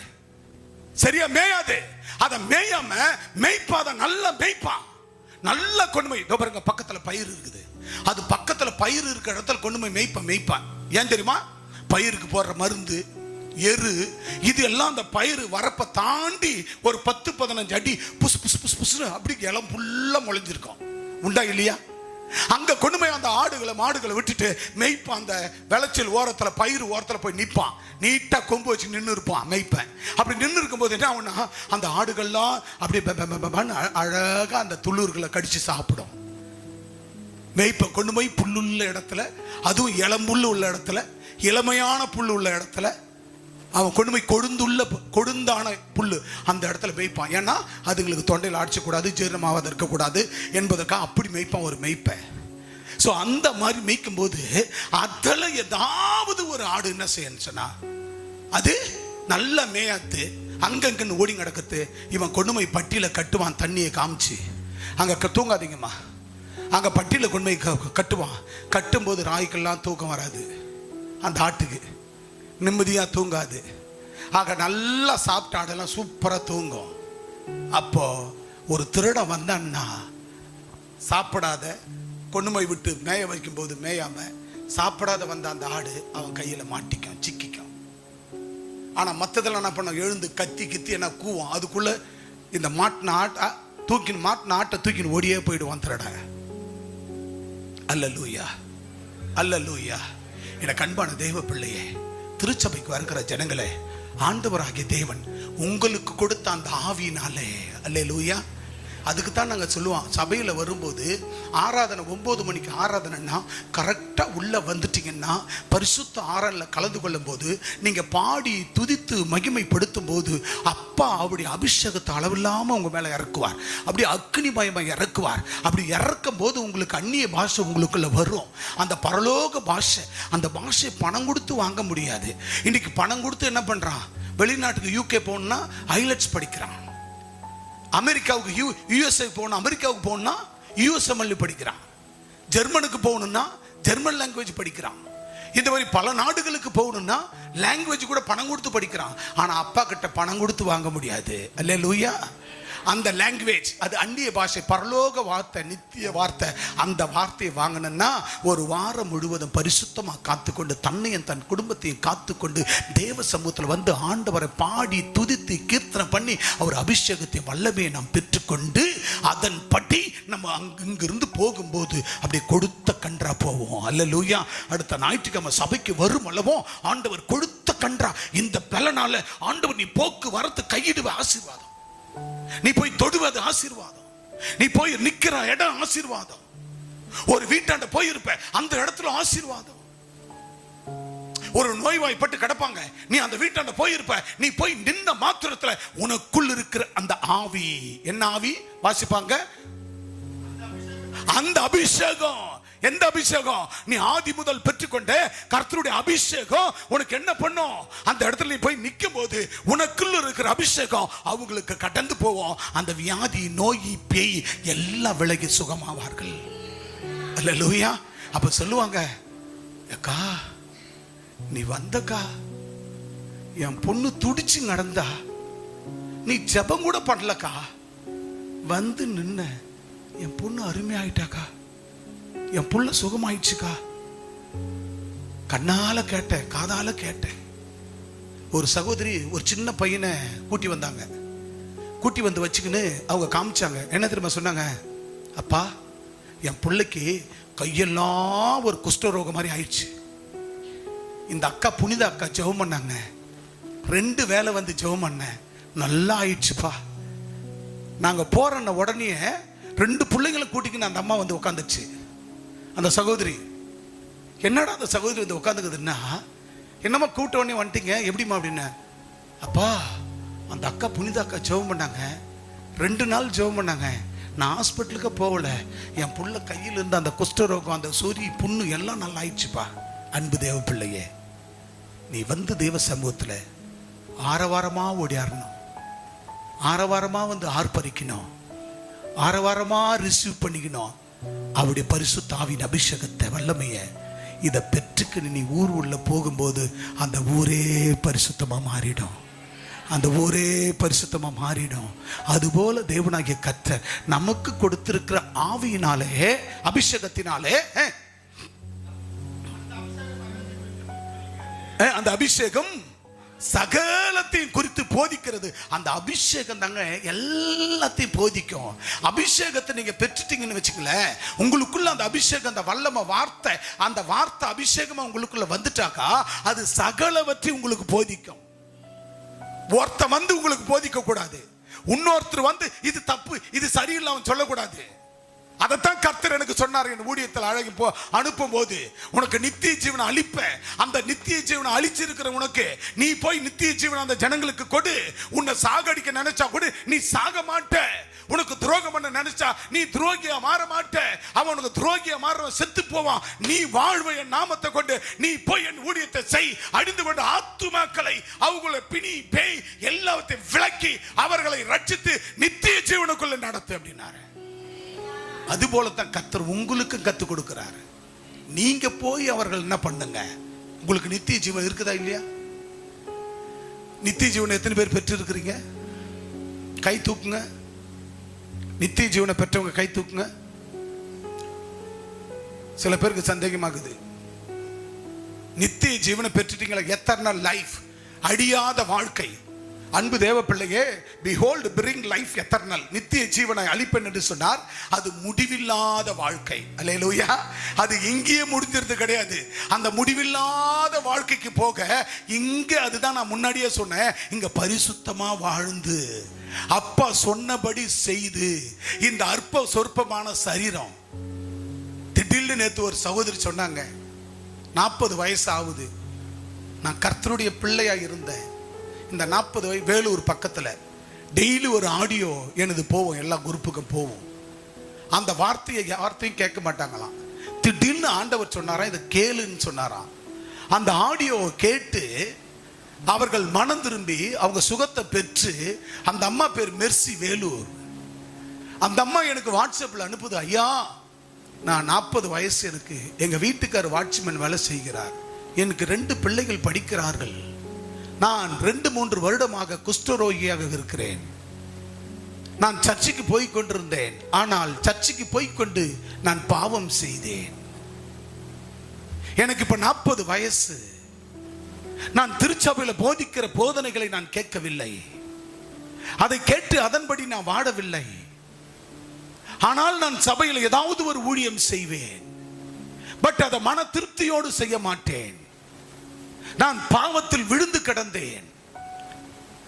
இன்றைக்கு 3 ஆண்டு காலமாக நான் குஷ்டரோகம், கை கால் விழுந்து விட்டது, குஷ்டரோகம் இழுத்து பிடித்துக் கொண்டது, அடி எடுத்து நடக்க முடியவில்லை, கை கால்லாம் சுருங்கி விட்டது, குஷ்டரோகத்தால் நடக்க முடியவில்லை, படுத்த படுக்கையாய் கிடக்கிறேன். எனக்கு மன வேதனை இல்லை, நான் எதையும் பார்க்க மாட்டேன். ஆனால் திடீரென்று ஆண்டவர் என்னோடு பேசினார், ஒரு சொப்பனத்தை காண்பித்தார். இந்த குரூப்பில் இருக்கிற இந்த ஜெபத்தை, இந்த வார்த்தை கேளு கேளு கேளு என்றார். ஆகவே நான் அதை தட்டி ஓபன் பண்ணி பார்த்தேன். அப்ப கேட்டபோது உங்கள் மூலமா பேசப்பட்ட வார்த்தை, அந்த ஜெபம் என்னை ஆரோக்கியமாக்கினது. அன்பு தேவ பிள்ளையே, நீங்கள் சபைக்கு வருகிறீர்கள், ஆனால் தேவன் சொல்லுகிற அளவில் அவர் கொடுக்கப்பட்ட அந்த அபிஷேகத்தை, அவர் கொடுக்கப்பட்ட அந்த வல்லமையை நீங்கள் பெற்றுக்கொள்ள வேண்டும். அந்த பெற்றுக்கொண்ட அந்த அபிஷேகத்தில் நீங்க நிலை நிற்க வேண்டும். பக்கத்தில் எத்தனை சபைகள் ஒன்னாலும் இருக்கலாம், ஆனால் பெத்த ஆவிக்குரிய தாய் தகப்பனுக்குத்தான், ரூபனா இருந்தாலும் சரி, அது பாலா இருந்தாலும் சரி, அது டேவிட்டா இருந்தாலும் சரி, அது அஞ்சலியா இருந்தாலும் சரி, அது ரவியா இருந்தாலும் சரி, அது பிரியங்காவா இருந்தாலும் சரி, பெத்தவர்களுக்குத்தான் என் பிள்ளைகளை எவ்வளவு பாடுபட்டு அவர்களை பெற்றோம் என்று அந்த அருமையும் அந்த பெருமையும் தெரியும். பெக்காதவர்களுக்கு தெரியாது. பூமியில உங்களை உருவமாக உங்க பெற்றோர்கள், மாம்ச பெற்றோர்கள் பெற்றார்கள். ஆனா ஆவிக்குரிய ரீதியிலே ஆவிக்குரிய பெற்றோர்களாய் நாங்கள் உங்களை பெற்றெடுத்திருக்கிறோம். எங்க பிள்ளைகளுடைய வளர்ச்சியை, எங்க பிள்ளைகளுடைய ஆவிக்குரிய வளர்ச்சியை நாங்கள் தான் விரும்புவோம். நாங்கள் தான் என் பிள்ளைகளை வளர்த்து இந்த நித்திய ஜீவனை பெற்ற இவர்கள் இந்த நித்திய ஜீவனில் வாழ்ந்து அந்த பரலோகத்தில் அந்த நித்திய ஜீவனில் அழியாத அந்த வாழ்க்கையில், பூமியில் வாழ்கிற வாழ்க்கை மட்டும் நித்திய ஜீவன் அல்ல, இதில் வாழுகிறதை விட அங்கே போய் வாழ வேண்டிய 1000 ஆண்டுகள் பரலோகத்தில் வாழ வேண்டிய அந்த நித்திய ஜீவனில் வாழ வேண்டியது அநேகம் உண்டு. எனவே நம் சரீரம் கரைப்படாமல், நம் சிந்தை கரைப்படாமல், நம் உள்ளம் கரைப்படாமல் இருபுறம் கருக்குள்ள இந்த பட்டயத்தால் நாம் பரிசுத்தமாய் காத்துக்கொள்ள வேண்டும், பரிசுத்தமாய் காத்துக்கொள்ள வேண்டும். எனவே தேவன் 27 ஹைலைட் பண்ணி வாசிங்க. 27ஆம் வசனத்தை, இல்ல டேவிட் வாசிங்க. 27ஆம் வசனம். நீங்கள் அவரால் பெற்ற அபிஷேகம் உங்களில் நிலைத்திருந்தால், உங்களுக்குள் அது நிலைத்திருந்தா எந்த மனுஷன கொல்லிவாய் சர்ப்பங்களும் யாரும் உங்களாண்ட வந்து போதிக்க முடியாது. அல்லேலூயா. உங்களாண்ட வந்து இது நல்லது, இந்த வார்த்தை கெட்டது, இது சரியில்லைன்னு ஒருத்தரை வந்து உங்களிடத்துல வந்து போதிக்க முடியாது. ஹல்லேலூயா, ஹல்லேலூயா, ஹல்லேலூயா. யாராகிலும் உங்களிடத்துல வந்தா நீங்க என்ன செய்ய வேண்டும்? எங்களுக்கு போதனைகள், ஆவிக்குரிய போதனைகளில் நாங்கள் வாழுகிறோம், அது சத்தியம், அது சத்தியம், சத்திய வேதம். எனவே அந்த வேதத்துக்கு நேராய் நாங்கள் ஒரு போதும் பிரசங்க மாட்டோம் என்று சொல்ல வேண்டும். அன்பானவர்களே, ஏனென்றால் கள்ள உபதேசிகள் வீடு வீடா, தெரு தெருவா, வீடு வீடா, ஊர் ஊரா சுத்துகிறார்கள். எனவே தன்னையும் தன் குடும்பத்தையும் பிள்ளைகளையும் காத்துக் கொள்ளுங்கள். வாலிப சகோதர சகோதரி பிள்ளைகளையும் சரி, உங்களையும் சரி. ஆக நீங்கள் நினைப்பது அவங்க ஏதோ ஜெபம் பண்ண வராங்கன்னு சொல்லி உங்க வீட்டில் சேர்த்தீங்கன்னா உங்க வீட்டை நாசாகதி ஆக்கி விட்டு போய் விடுவார்கள். அன்பு தேவனுடைய பிள்ளைகளே, வேதம் சொல்லுகிறது உங்க சபையில போதிக்கிறது தவறு, நாங்கள் போதிக்கிறது மெய் என்று சொல்லுவார்கள். தயவு செய்து நம்பாதிருங்கள். ஆண்டவராகிய தேவன் அவர் நித்திய ஜீவனை உனக்கு கொடுத்து விட்டார் பூமியில. அந்த நித்திய ஜீவனிலிருந்து நீ பரலோக நித்திய ஜீவனுக்கு போக வேண்டும். அதற்கு தான் உன்னை கர்த்தர் பரிசுத்தமா நீ வாழ வேண்டும் என்று சொல்லுகிறார். உன் சம்பாத்தியத்தில் உண்மையாய் கொண்டு வந்து கொடு என்று சொல்லுகிறார். அதற்கு தான் உனக்கு கொடுக்கப்பட்ட நித்திய ஜீவனுக்குள்ள வாடுகிற நீ அழிந்து கொண்டிருக்க உன் குடும்பத்தையும் உன் உறவுக்கார குடும்பத்தையும் உற்றார் பெற்றார் குடும்பத்தையும் அநேகரின் ஆலயத்தில் கொண்டு வந்து சேர்த்து இங்கிருந்து நித்திய ஜீவனுக்குள்ள இங்க வாழ்ந்து பரலோக நித்திய ஜீவனுக்கு கொண்டு போக வேண்டும். ஒருவேளை ஆண்டவராகிய தேவன் இந்த பூமிக்கு வந்துவிட்டால் அவரோடு கூட 1000 வருட அரசாட்சியில நம்மளுக்கு வைத்துக் கொள்வார். ஒருவேளை அவர் வர கால தாமதம் என்றால் ஆண்டவராகிய தேவன் தாமதிக்கும் போது ஒருவேளை நான் போனாலும் சரி நீங்க வந்தாலும் சரி இங்க பூமியில நீ பரிசுத்தம் ஆடுவதை கண்டு இந்த நித்திய ஜீவனில் வாழ்ந்து கொண்டு இருக்கிறபடினால பரலோகத்தில் நித்திய ஜீவனில் கர்த்தர் அந்த சர்வசங்கமாகிய சபையில அங்க சிங்காசனத்துல அந்த நித்திய வீட்டில அந்த பரலோக வீட்டில பரலோக தாய் வீட்டில கொண்டு போய் அருமையாக கர்த்தர் அந்த சிங்காசனத்துல அந்த அரண்மனையில வாழ வைப்பா. அல்லேலூயா. இதை விட சத்தியம் தேவையா? இதை விட சத்தியம் தேவையா? அன்பானவர்களே, உங்க உள்ளத்துல ஒரு 2 வசனம் இருக்குமா? ஒரு வசனம் இருக்குமா? ஒரு வசனம் தெரியுமா உங்களுக்கு? ஒரு 2 வசனம், ஒரு 5 வசனம், ஒரு 10 வசனம். உங்களை நடத்துகிற தேவ மனுஷனை உதாசீனப்படுத்தலாமா? இன்னைக்கு கிட்டத்தட்ட இந்த 30 வருஷத்துல ஞாயிற்றுக்கிழமை பிரசங்கம் மட்டுமே கிட்டத்தட்ட 6000 முதல் 7000 பிரசங்கம் பண்ணி இருக்கிறேன். என் பிரசங்கத்தை ஒருத்தன் தப்புன்னு சொன்னா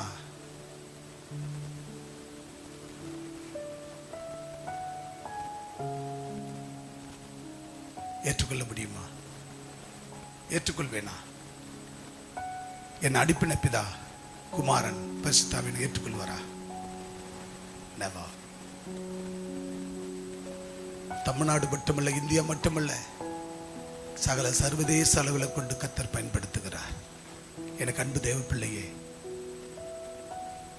நீங்கள் உங்களை ஜாக்கிரதையாக பாதுகாத்துக் கொள்ளுங்கள்.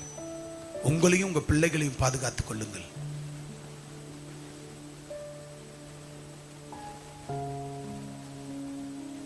உங்களையும் உங்க பிள்ளைகளையும் உங்களுக்கு கொடுக்கப்பட்ட அபிஷேகத்துல உங்களுக்கு கொடுக்கப்பட்ட அபிஷேகத்துல நிலைத்திருங்கள். கள்ள உபதேசங்களுக்கு செவி சாய்க்காதிருங்கள். அவர்கள் எல்லாம் சத்தியத்தை சொல்லுவார்கள் இந்த வசனத்தை. ஆனா அந்த வசனத்துக்கு அவங்க என்ன அர்த்தம் சொல்றாங்கன்னு பாருங்க. தப்பு. இதுக்கு அர்த்தம் தப்பு. இயேசு பிறக்கல, இயேசு இல்லை என்கிறார்கள். இயேசுவே இல்லை என்கிறார்கள். அடுத்த வசனம் வாசிங்க.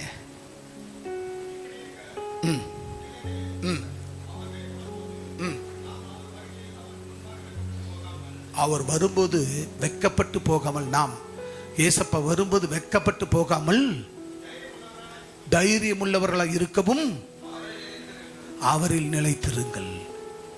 அவர்கள் நிலைச்சு இல்லைன்னா நீங்க வெட்கப்பட்டு போவீர்கள் என்று கர்த்தர் சொல்லுகிறார்.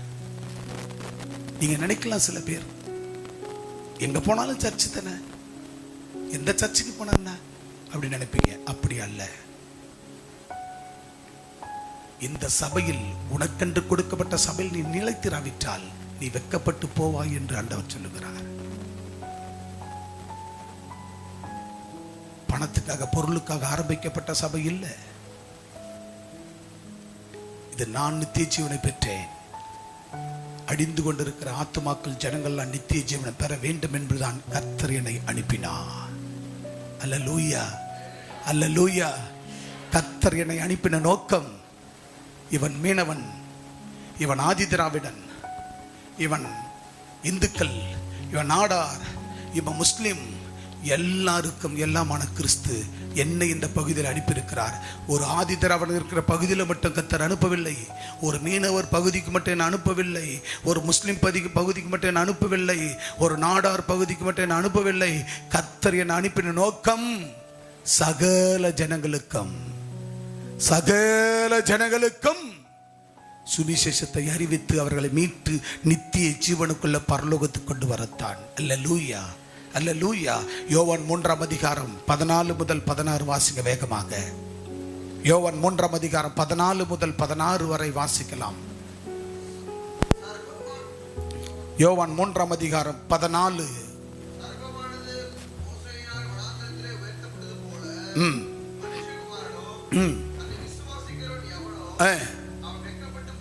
தன்னை விசுவாசிக்கிற எவனோ அவன் வெட்கப்பட்டு போகாமல் நித்திய ஜீவனை அடையும்படிக்கு. அவர் யாரு?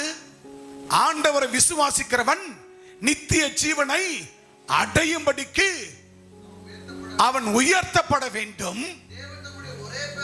தேவன் தமது ஒரே பேரான குமாரன் விசுவாசிக்கிறவன் எவனோ அவன் வெட்கப்பட்டு போகாமல் நித்திய ஜீவனை அடையும்படிக்கு அவரை தந்தருளி இவ்வளவாய் உலகத்தில் அன்பு கூர்ந்தார். யோவான் 3ஆம் அதிகாரம் 14, 15, 16. அல்லேலூயா. அப்ப 15ஆம் வசனத்தை வாசிங்க. தன்னை விசுவாசிக்கிற எவனும், பாத்தியா, ஆண்டவரை விசுவாசிக்கிற எவனோ கெட்டு போகாமல் நித்திய ஜீவனை அடையும்படிக்கு உயர்த்தப்பட வேண்டும். எந்த நித்திய ஜீவன்? தேவன் நமக்கு வைத்திருக்கிற நித்திய ஜீவன். நமக்கு இந்த பூமியில கொடுக்கப்பட்ட ரட்சிப்புக்குள்ள நடத்தி ஞானசானம் கொடுத்தாரே, அன்றைக்கே நீ நித்திய ஜீவனை பெற்றுவிட்டாய். அந்த நித்திய ஜீவனுக்குள்ள பூமியிலே சகல பாவ இச்சைகளுக்கு எல்லாவற்றையும் வெறுத்து தள்ளிவிட்டு பரிசுத்த ஆவியானவருக்குள்ளே பெற்றுக்கொண்ட அபிஷேகத்தோடு எல்லாவற்றிலும் சகல காரியங்களிலும் உண்மையாய் உத்தமமாய் வாழ்ந்து ஆண்டவராகிய தேவன் நமக்கு இந்த நித்திய ஜீவன் வழியாக இங்கிருந்து பரலோக நித்திய வீட்டுக்கு, அந்த தாய் வீட்டுக்கு கொண்டு போக நாம் ஆயத்தமாய் இருக்க வேண்டும். அல்லேலூயா. வாசிக்க வசனத்தை. தேவன் தம்முடைய ஒரே பேரான குமாரனை விசுவாசிக்கிற எவனோ அவன் கெட்டு போகாத. இப்போ ஆண்டவர் சொல்றாரு, தேவன் சொல்றாரு, ஒரே பேரான குமாரன். அவர் யாரு? சத்தமா சொல்ல, அவர் யாரு? இயேசு. இப்ப இந்த இயேசுவை தான் கள்ள உபதேசிகள் இயேசு பிறக்கலன்றான். அன்பான தேவ பிள்ளையே, ஒரே பேரான குமாரன் ஆண்டாள் இருக்குது. ஆண்டாள் ஒரே பேரான குமாரன். அது எப்ப சொன்னாலும் தேவன் அப்படின்னு யாரும் சொல்ல மாட்டீங்க. நான் கூட அடிக்கடி என் வாயில தேவன் வராது, கர்த்தர் வராது, ஆண்டவன் வராது. எப்ப பார்த்தாலும் ஏசப்பான்னு தான் வரும். இல்லையா? அதானே எல்லாரும் சொல்றீங்க. ஏசப்பான்னு தான் சொல்றீங்க. எல்லாரும் சத்தமா தலையாட்டினா கேட்குமா வீடியோல? தலையாட்டினா கேட்குமா வீடியோல? நீங்க சொன்னாதான். இப்ப சொல்லுங்க, ஒரே பேரான குமாரன் அவர் யாரு? அவர் யாரு? அப்ப இயேசுவை, ஒரே பேரான குமாரனை இயேசுவை விசுவாசிக்கிறவன் கெட்டு போகாமல் அவன் நித்திய ஜீவனை அடைவான் என்று சொல்றாரு. அல்லேலூயா. அப்ப இவரை தான் இந்த வசனத்தை வச்சுட்டு என்ன சொல்றான்? குமாரனை விட்டுறான், பிதாவை எடுத்துக்கிறான். இன்னைக்கு அநேக ஒரு சில ஊழியர்கள் குமாரனை விட்டுறாங்க, இயேசுவை விட்டுறாங்க. ஆனா பிதாவை எடுத்து புடிச்சுக்கிட்டு குமாரனை சும்மா டப்பி பீஸ், இது கள்ள உபதேசம் அப்படின்னு சொல்றாங்க. அன்பான தேவ பிள்ளையே, ஒருவன் ஒரே பேரான குமாரனை விசுவாசிக்கிற எவனும், எந்த மனுஷனும் அவன் கெட்டு போகவே மாட்டான். அல்லேலூயா. அவரை விசுவாசிக்கிறவன், ஏசப்பா விசுவாசிக்கிற நீ நானும் ஒருபோதும் கெட்டு போக மாட்டோம். அல்லேலூயா. இத்தான் கள்ள உபதேசிகள் வந்து யாராவது ஒரு ஆளை கேட்ச் பண்ணி தூக்கி அவனும் கெட்டு இவர்களை கெடுக்க அவன் என்ன செய்கிறான் என்றால், கள்ள விசுவாசம், ஒரே பேரான குமாரனை விசுவாசிக்கிறவன் கெட்டு போகாமல் நித்திய ஜீவனை பெறுவான் என்று சொல்லுகிறார். ஆனா இது தப்புன்னு சொல்றான். இன்னைக்கு ஆங்காங்க எழும்பிடுச்சு. தமிழ்நாடு மட்டுமல்ல, இந்தியா மட்டுமல்ல, உலகம் முழுவதும் இது எழும்பும் போதுதான் ஆண்டவர் சீக்கிரம் வரப்போகிறார். அல்லேலூயா. சீக்கிரம் வரப்போகிறார். என் அன்பான தேவ பிள்ளைகளே, அப்படி ஒரே பேரான குமாரனை விசுவாசிக்கிறவன் கெட்டு போகாமல் அவன் நித்திய ஜீவனை பெறும்படிக்கு அவரை தந்தருளி. அவர்னா யாரு? இயேசு. எங்கே? பூமியில தந்தருளி. பூமியிலே தந்தருளி நன்றா. இயேசுனாரு பூமியிலே பிறக்கலன்றான். கள்ள உபதேசிகள் அவரை பூமியில் தந்தருளி என்ன சொல்லுது வசனம்? சொல்லு. இவ்வளவாய் உலகத்தில் அன்பு கூர்ந்தார். பிதாவாகிய தேவன் குமாரனாகிய கிறிஸ்துவை இந்த உலகத்துல தந்தருளி அப்படின்னு என்ன அர்த்தம்? தந்து விட்டார். அவர் மூலமாக அருள் ஆசீர்வாதத்தை கொடுத்து விட்டார். அல்லேலூயா, அல்லேலூயா. இந்த பூமியிலே அவர் அன்பு கூர்ந்தார். அடுத்தது 16ஆம் வசனம். முடிஞ்சா? சரி. யோவான் 6ஆம் அதிகாரம் 40. 6ஆம் அதிகாரம் 40. குமாரனை கண்டு அவரிடத்துல விசுவாசமா இருக்கிற எவனோ அவன் நித்திய ஜீவனை அடையும்படிக்கு நான் கடைசி நாளில் அவனை எழுப்புவேன் என்றும் இது என்னை அனுப்பினவருடைய சித்தமாய் இருக்கிறது என்றார். அல்லேலூயா. இப்ப யாருடைய? யார? குமாரனை விசுவாசிக்கிறவன். அல்லேலூயா. இப்ப எங்க அப்பா என்ன பெத்தாருங்க. எங்க அப்பா அற்புத அடையாளம் செய்யறாரா? நான் செய்யறேனா? சொல்லுங்க. நான் தானே. என்னவோ பேருப்பா. தங்க என்ன பேரு? அப்பா பேரு தங்கவேலு. தங்கவேலு இப்போ ஆண்டவருக்குள்ள கனி கொடுத்து கொண்டு இருக்கிறாரா? இல்ல டேவிட் கனி கொடுக்கிறாரா? டேவிட் தான். இப்ப தங்கவேல் தான் செய்யறாரு. தங்கவேலுக்கு டேவிட் பிறக்கவே இல்லைன்னா என்ன அர்த்தம்? சொல்லுங்க. தங்கவேலுக்கு பிறக்கல என்ன அர்த்தம்? தவறான உபதேசம். மேற்கொண்டு அடுத்து 47ஆம் வசனம் வாசிங்க. 6:47. என்னிடத்துல விசுவாசமா இருக்கிறவனுக்கு, பாத்தீங்களா? திரும்ப திரும்ப சொல்றாரு, என்னிடத்துல விசுவாசமா இருக்கிறவனுக்கு நித்திய ஜீவன் உண்டு என்று மெய்யாகவே உங்களுக்கு சொல்லுகிறேன். யார்கிட்ட விசுவாசம் இருக்கணும்? இயேசு கிறிஸ்து. அவர்கிட்ட விசுவாசமா இருந்தாதான் அவர் நித்திய ஜீவன் அளிப்பார். அல்லேலூயா, அல்லேலூயா, அல்லேலூயா. அடுத்து 56, 53, 56 வாசிங்க. 53ல இருந்து அதற்கு இயேசு அவர்களை நோக்கி, பாத்தீங்களா? மனுஷகுமாரனுடைய மாம்சத்தை புசியாமல் நீங்கள், நல்ல கவனிங்க, நீங்கள் ஒவ்வொரு ஓய்வு நாளிலும் ஒவ்வொரு சபை கூடுதலையும் மனுஷகுமாரனுடைய மாம்சத்தை புசித்து. இப்ப இந்த வார்த்தை யாருடைய வார்த்தை? மனுஷகுமாரனாகி இயேசு கிறிஸ்துவின் வார்த்தை. அல்லேலூயா சொல்லுங்க. இந்த வார்த்தை யாருடைய வார்த்தை? நல்லா புரிஞ்சுக்குங்க.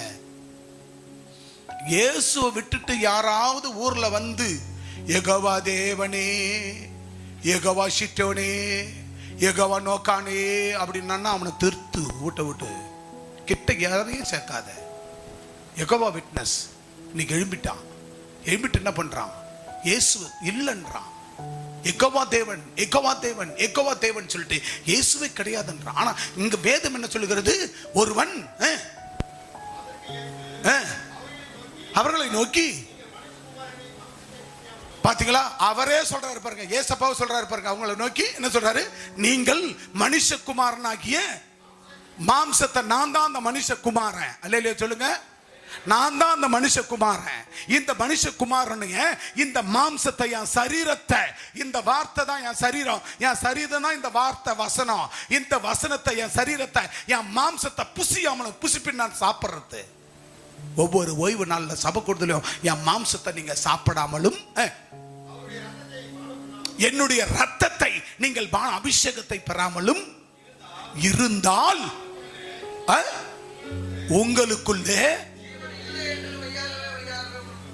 ஜீவன் இல்லை என்று மெய்யாகவே உங்களுக்கு சொல்லுகிறேன். இப்ப புரியுதா? மனுஷகுமாரனுடைய மாம்சத்தை புசியாமலும் அவர் ரத்தத்தை பானம் பண்ணாமலும் இருந்தால் உங்களுக்குள் உயிர் இல்லை. அப்படின்னு என்ன அர்த்தம்? உடம்புல உயிர் இருக்கும், பட் தேவனுடைய ஜீவன் உனக்கு ஆயுசும் ஆயுளும் கிடையாது. அல்லேலூயா, அல்லேலூயா, அல்லேலூயா, அல்லேலூயா. மேற்கொண்டு என் மாம்சத்தை புசித்து என் ரத்தத்தை பானம் பண்ணுகிறவனுக்கு நித்திய ஜீவன் உண்டு. நான் கடைசி நாளில் அவனை எழுப்புவேன். கைகளை தட்டி, கைகளை தட்டி. என் அன்பான தேவ பிள்ளையே, அவனை, என் சரீரத்தை என் ரத்தத்தையும் அவன் புசித்து குடிக்கும் போது அவனை கடைசி நாளிலே அவனை உயிரோடு எழுப்புவேன். அல்லேலூயா. நீ இங்க நித்திய ஜீவனில் வாழ்வது மட்டுமல்ல, நீ பரலோகத்துக்கு நீ நித்திய வீட்டுக்கு போன பிற்பாடு கூட ஆண்டவராகிய தேவன் வருகையில் இந்த மண்ணில் கிடக்கிற உன் சரீரத்தை ஆண்டவராகிய தேவன் என்ன பண்ணுவார்? அவனை உயிரோடு எழுப்புவார். அந்த நித்திய ஜீவனில் வைக்கப்பட்ட அவனுடைய ஆவி ஆத்துமாவை அவர் வரும்போது முதலாவது பூமியில மரித்தவர்களை, விதைக்கப்பட்டவர்களை அவர் உயிரோடு கூட எழுப்புவார். அல்லேலூயா, அல்லேலூயா, அல்லேலூயா. என் மாம்சத்தை புசித்து என் ரத்தத்தை பானம் பண்ணுகிறவர்கள் என்னிலே நிலைத்திரு. நல்ல புரிஞ்சுக்குங்க. அவர் மாம்சத்தை சாப்பிட்டு, அவர் சரீரம் தான் இந்த வசனம், இந்த வசனம் தான் அவர் சரீரம், அவருடைய வார்த்தை தான் இந்த சரீரம், இந்த சரீரம் தான் அவர் வசனம் வார்த்தை. இதை புசித்து அவருடைய ரத்தத்தை பானம் பண்ணுகிறவன் என்னிலே நிலைத்திருக்கிறான், நானும் அவனில் நிலைத்திருப்பேன். அல்லேலூயா. உங்களுக்கு புரியுதா? அன்பான தேவ பிள்ளையே, ஒரு கன்னிப்பெண் இருப்பாள் என்று சொன்னால் அவள் ஐம்புலங்களை அடக்கி, பெற்றோர்கள் சிறு வயதிலிருந்தே கவனமா போ, அந்த பிள்ளை அவ போக்குவரத்துல தன்னை பாதுகாத்து கொண்டு ஒரு 20 வயசோ ஒரு 25 வயசோ தன் தாய் வீட்டில் இருந்து இன்னொருத்தன் கையில பிடிச்சி கொடுக்கிற வரைக்கும் தன் தாய்க்கும் தகப்பனுக்கும் அப்படி நெருப்பு மேல நடக்கிற மாதிரி இருக்கும். அதை பிடிச்சு கொடுக்கிற வரைக்கும் என்ன பண்ணுவாங்க? ஏம்மா, நீ பரிசுத்தமாயிரு, கரைபடாத, சொல்லி சொல்லி வளர்த்து அடுத்த நிலையில இன்னொருத்தன் கூட வாழ்க்கைக்கு போக வேண்டிய பெண்ணானவள் பரிசுத்தமா காத்திருந்து ஒருத்தர் கையில பிடிச்சு கொடுக்கப்படும் பொழுது, அன்பானவர்களே, அப்ப மன திருப்தியா பிடிச்சு கொடுப்பார்கள். அதுபோலத்தான் நம்ம பூமியில நித்திய இந்த பூமியில வாழ்கிற வாழ்க்கை ஒரு வாழ்க்கை அல்ல. அந்த பெண் எப்படி இன்னொரு மாம்ச ஒரு புருஷனை தன் தாய் தகப்ப பெற்றோர்கள் தேடி கொடுக்க வரை அவங்க இங்க வாழ்றது ஒரு 20 வருஷம் தான். தாய் மிஞ்சி போன ஒரு 25 வருஷம் தான். ஆனா போய் 100 ஆண்டு காலம் வாழும்போது கிட்டத்தட்ட ஒரு 75 வருஷம் புருஷன் வீட்டில் போய் வாழ்வா. அது போலத்தான் இங்க வாழ்கிற வாழ்க்கை என்பது நம்மளது. ஒரு 10 வருஷமோ 20 வருஷமோ 30 வருஷமோ ஒரு 50 வருஷமோ இங்க நம்ம வாழ்வோம். இந்த நித்திய வீட்டுக்குள்ள போறதுக்கு, இந்த நித்திய ஜீவனுக்குள்ள நம்ம வாழ்ந்து கொண்டிருக்கிறோம். இங்க இருந்து அந்த நித்திய அழியாத வீட்டுக்கு, எப்போது நிலையான வீட்டுக்கு போகும்போது இங்க நம்ம ஐம்புலங்களை அடக்கி ஒழுக்கத்தோடு பரிசுத்தமா வாழ்ந்து இங்கே வாழ்ந்து போனாதான் அந்த நித்திய வீட்டில் நம்ம போக முடியும். அப்படி அந்த நித்திய வீட்டுக்கு போக, அது அங்க பரிசுத்தம் இல்லாதவர்களா இருந்தோம்னா அந்த நித்திய வீட்டுக்கு போக மாட்டோம். ஆனா அந்த நித்திய வீடு இருக்கிற அந்த பரலோகத்துக்கு போவோம். எப்படி தெரியுமா?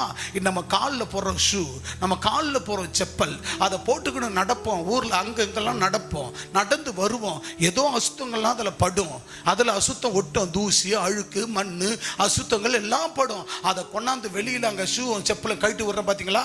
அதுக்கு பேர் பிரகாரம். இங்கே குடிக்கிறவன் அங்கே போவான், இங்கே விபச்சாரம் பண்ணுறவன் அங்கே போவான், பரலோகத்துக்கு போவான். பட் அவர் நித்திய வீட்டில் அவனுக்கு இடம் இருக்காது. அந்த பிரகாரம் இருக்குது பார்த்தியா, வெளியில் செருப்பு, அந்த செருப்பு இருக்குது அந்த இடத்துல தான் அவர்கள் குடிக்கிறவன், விபச்சாரம் பண்ணுறவன், வேஸ்தனம் பண்ணுறவன், களவு பண்ணுறவன், திருடுறவன், ஊழியக்காரனை பேசுறவங்க, அதை இதை பண்றவங்க, அப்படி இப்படின்னு சரியில்லாதவர்கள் அங்க பிரகாரத்தில் இருப்பாங்க. எல்லாரும் அங்க பரலோகம் போவாங்க. பட் அந்த செருப்பு கிடாரம் இங்க நம்ம பரிசுத்தமா வாழ்ந்து இந்த நித்திய ஜீவன்ல வாழ்ந்து நம்ம அப்படியே கனி கொடுத்து அழிந்து கொண்ட ஆத்துமாக்கள் நம்ம குடும்பத்தெல்லாம் கொண்டாந்து கர்த்தருக்குள்ள சேர்த்து சொல்றதை கேட்டு வாழ்ந்தோம் என்று சொன்னால் அப்படியே அந்த நித்திய வீட்டில் போய் பரலோகத்துல இப்ப குணால இருக்கிறாருன்னா மூப்பரு, அவருக்குன்னு அங்க என்ன இருக்கிறது? நித்திய வீடு இருக்கிறது. இப்ப பால் இருக்கிறாருன்னா அவருக்கென்று நித்திய வீடு இருக்கிறது. அந்த நித்திய வீட்டில் அழியாத அந்த நித்திய ஜீவன்ல அந்த நித்திய வீட்டுக்குள்ள நீங்க எல்லாருமே பிரவேசிக்க வேண்டும். அல்லேலூயா.